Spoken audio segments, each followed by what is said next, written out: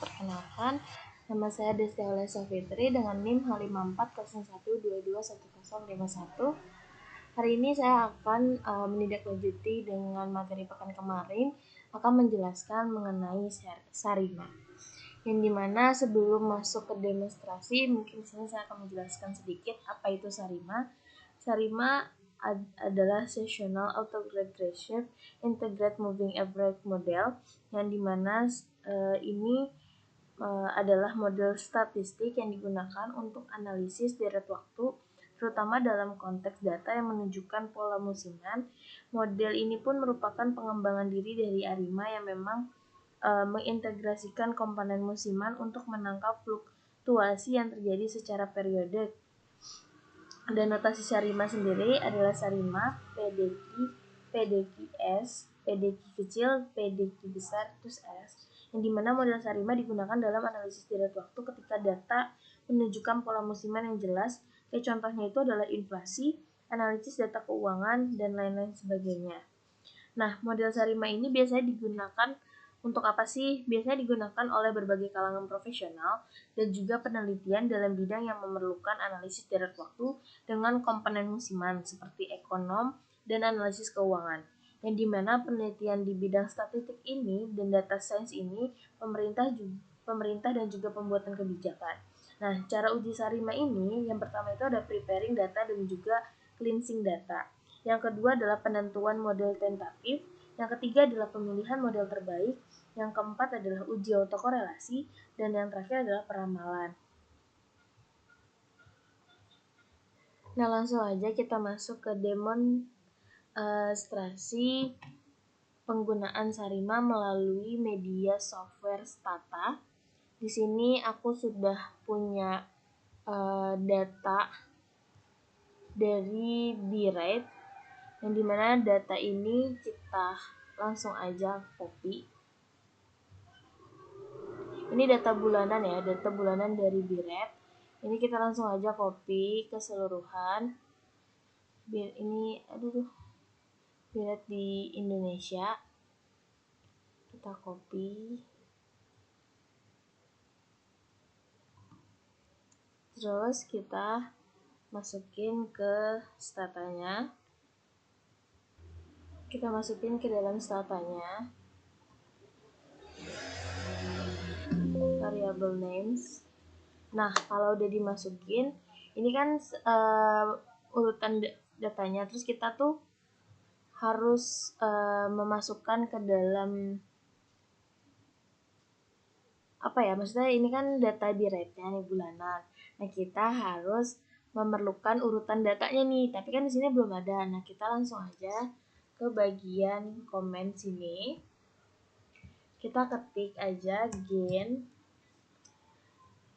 spasi T sama dengan terus ini N lalu enter. Nah, kalau udah kita cek datanya nih, karena kan kita memerlukan keterangan datanya. Coba kita cek dulu data yang tadi. Nah, di sini udah aja nih 1 2 3 sampai dengan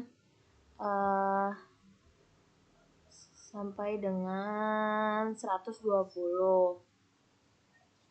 Tapi kita memerlukan urutan datanya. Terus kita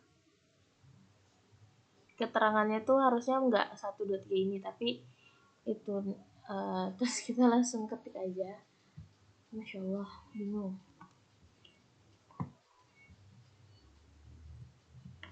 Nah, kita ketik aja di komen tadi kayak gen neute tm 2015. Kenapa 2015? Karena dia tadi datanya itu dari 2015. Terus plus T-1 langsung enter.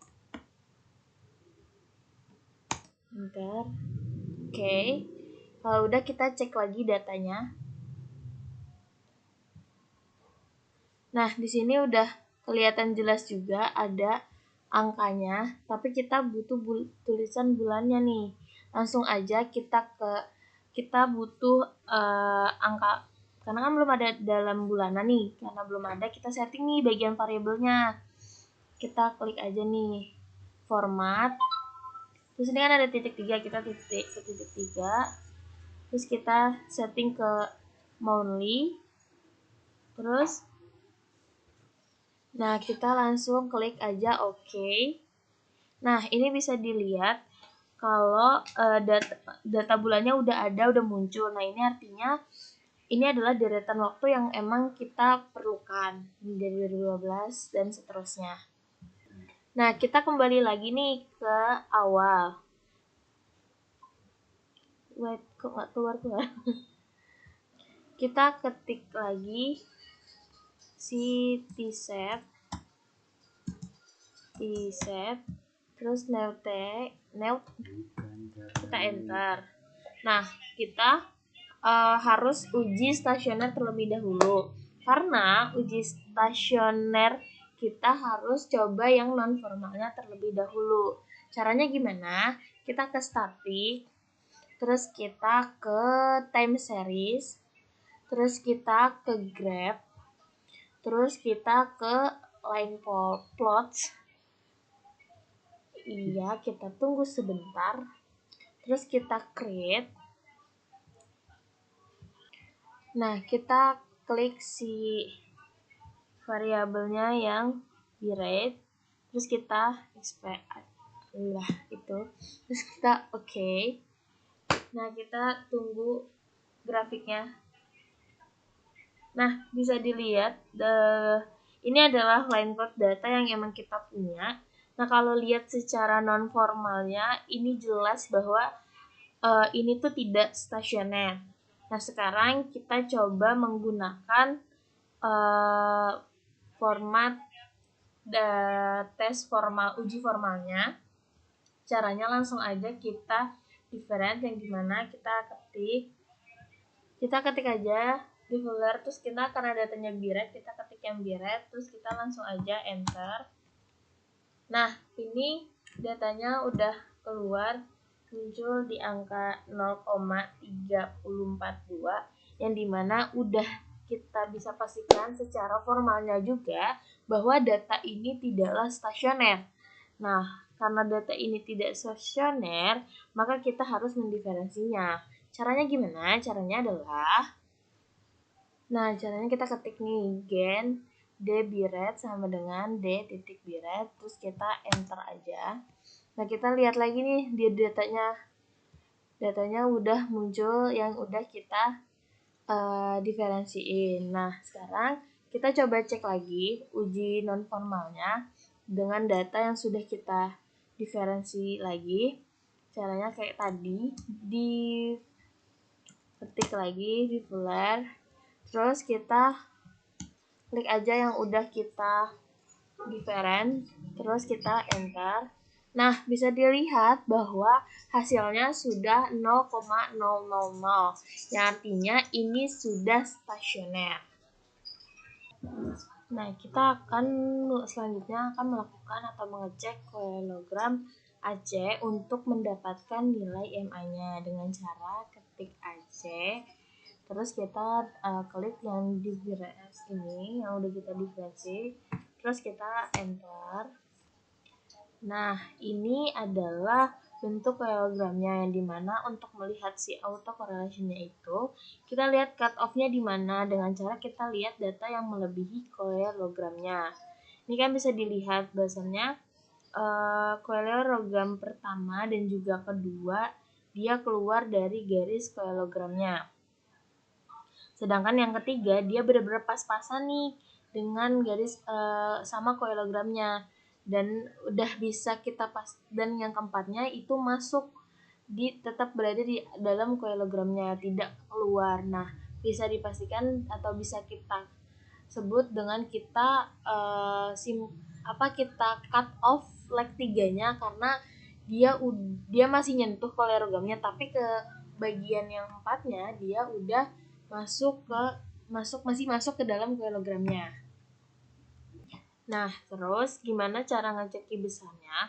Karena ini kan data bulanan nih, maka kita harus cari kelipatan 12. Nah, nih coba 1, 2, 3, 4, 5, 6, 7, 8, 9, 10, 11, 12. Ini kan, nah ini kan kelipatan 12, dimana di leg ini karena dia masih ada di dalam koelogramnya, berarti dia tidak terjadi cut off. Nah, sekarang kita coba cek di 24. 1, 2, 3, 4, 5, 6, 11, 13, 14, 15, 16, 17, 18, 19, 20, 21, 22, 23, 24. Nah, dia juga tidak terjadi cut off. Nah, kita cek lagi di 36. 25, 26, 27, 28, 29, 30, 31, 32, 33, 34, 35, 36. Nah, di 36 juga tidak terjadi cut off. Maka kita bisa simpulkan bahwa kita mendapatkan Q kecil di leg 3 dan Q besarnya itu adalah 0. Setelah kita ngecek autocorrelation-nya, sekarang kita ngecek PAC-nya. Nah, untuk mendapatkan, gimana kita ngecek PAC ini untuk mendapatkan nilainya itu caranya adalah kita klik aja langsung. Kan tadi kalau tadi kan AC, sekarang kita ketik BAC, terus kita ini drag, terus kita enter. Nah, bisa dilihat ini adalah partial autocorrelation yang dimana tadinya kita kan ngedapetin dari si auto itu kan Q kecilnya 3, Q besarnya 0. Nah, di sini kita mendapatkan AR-nya itu dia ada cut off di leg 2. Berarti kan P kecilnya 2 atau AR-nya 2. Kemudian kita cari P besarnya di kelipatan 12 kayak tadi. Karena kita kan bulanan. 1, 2, 3, 4, 5, 6, 7, 8, 9, 10, 11, 12. Ini dia masih di dalam, berarti ini juga tidak terjadi cut off. Terus kita cek lagi di 24. 20, 21, 22, 23, 24. Ini juga tidak terjadi cut off. Dan kita cek lagi di 36, 1, 2, 3. 12, 24, 25, 26, 27, 28, 29, 30, 31, 32, 33, 34, 35, 36. Nah, di sini juga tidak terjadi cut off. Jadi kita simpulkan bahwasannya nilai P besarnya juga 0.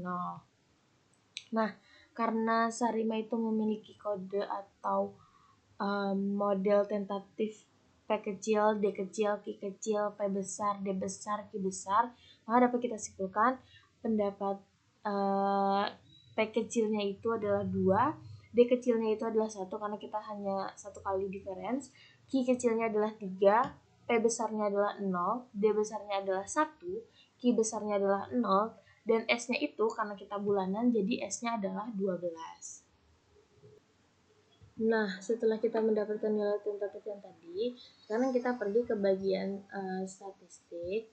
Kita ke time series, terus kita cek ARIMA model. Sorry, kita tadi ke statistik, kita ke time series, terus kita lanjut ke ARIMA and UNMAX model. Terus, nah ini kita bikin dulu. Dependent variabelnya kita pilih yang udah difference tadi.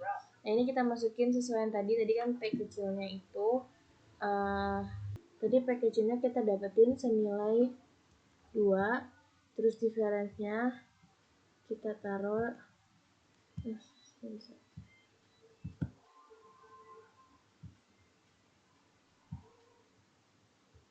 D-nya kita taruh 1, terus Q kecilnya kita dapat tadi 3. Nah, setelah ini kita langsung aja ke model 2.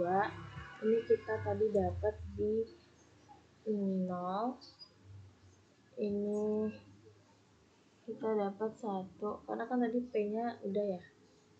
Terus Q-nya kita 0, ininya S-nya kita 12. Oke. Nah, ya ini kita okein aja. Nah, ini muncul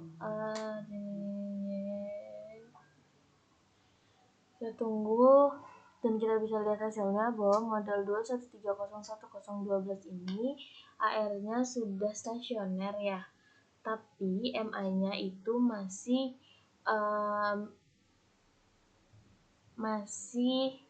ada yang errornya. Sekarang kita coba cek stat-nya dengan klik kita ketik stat, enter. Nah, ini AIJ-nya itu ada di 10, sekian dan BIJ-nya ada di 28, sekian. Maka karena ini masih satu model, maka kita harus mencari model lain untuk mendapatkan model terbaik kita. Kita bisa coba untuk ke model 113, terus ini 01012. Kita enter. Nah, kita bisa lihat di sini AR-nya juga udah stasioner, MA-nya masih tetap ada yang tidak stasioner. Tapi kita coba cek stepnya.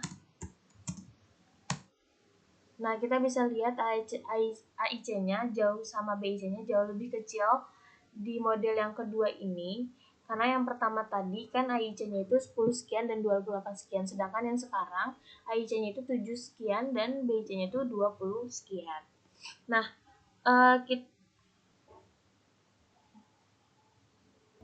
berarti kita bisa lihat ini statnya jauh lebih kecil. Nah, kita coba mencari model terbaik lagi. Karena ini kan baru 2 model. Nah, kita coba cari lagi. Nambahin lagi untuk mendapatkan model terbaik. Nah, ini kita coba model, aku mau coba dengan model Arima 112 01012 kita. Nah, aku coba dengan model ini tadi Arima 112, ini model yang ketiga dan Sarimanya 01012. Nah, setelah kita cek bahwasannya AR dan EMA-nya ini sudah stasioner, tapi kita coba cek stat IC-nya. Bisa dilihat ini jauh lebih kecil dibandingkan yang sebelumnya, yang model kedua. Karena apa? Karena model kedua itu tadi AIC-nya 7 sekian, AIC-nya itu kalau misalkan AIC-nya jauh lebih kecil model kedua, tetapi BIC-nya itu jauh lebih kecil model ketiga ini, yaitu 18 sekian. Nah, walaupun AIC-nya lebih besar, tapi BIC-nya kan lebih kecil ya, 18 sekian. Nah, karena AIC-nya juga nggak jauh beda dari yang ini, dari yang model kedua tadi, maka dapat kita simpulkan bahwa model terbaik yang kita dapatkan itu adalah di model Arima 112 dan Sarima 01012. Nah, karena kita udah mendapatkan model terbaik, ini kita masuk aja ke statistik. Terus kita ke time series. Terus kita set up utilities. Terus kita ke ada di observers itu, time series. Terus kita di sini kita ingin tahu si BI rate di bulan-bulan selanjutnya di angka berapa BI rate-nya gitu. Nah, tadi kan cuma sampai 2024. Nah, kita juga pengen tahu nih BI rate di 2025 tuh kira-kira angkanya tuh berapa. Nah, kita langsung aja di number of observation itu artinya kita ketik 6, terus kita oke. Nah, kemudian kita ambil model terbaik kita. Ini yang tadi yang terakhir Arima ini 112, terus kita tinggal enter aja. Cing. Nah, coba kita cek datanya. Ini di sini. Cuman ini di sini kita cek di 2025-nya udah muncul tapi angkanya belum. Nah, lanjut aja. Kita ketik di sini predik.